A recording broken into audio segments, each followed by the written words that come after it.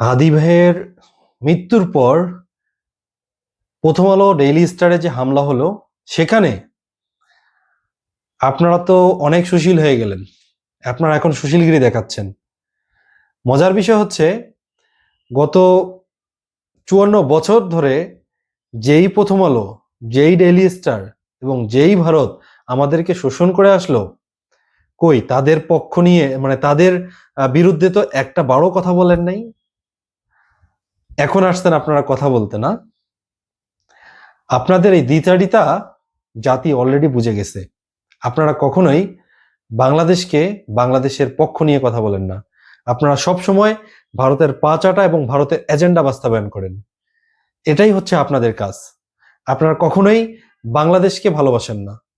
আপনাদের কাজই হচ্ছে এই ভারতের এজেন্ডা বাস্তবায়ন করা এবং ভারতের গোলামি করা এবং ভারতের সমর্থন নিয়ে ক্ষমতায় যাওয়া।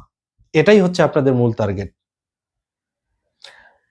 তো আপনারাও জেনে রাখেন, বাংলাদেশের জনগণ যারা ভারত বিরোধী তাদেরকেই সমর্থন দিবে।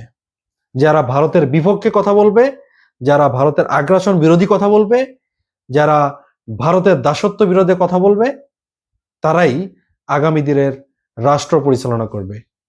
আপনারা বুঝে নিয়েন, আপনারা হিসাবটা নির্বাচনের পরে মিলাই নিয়েন।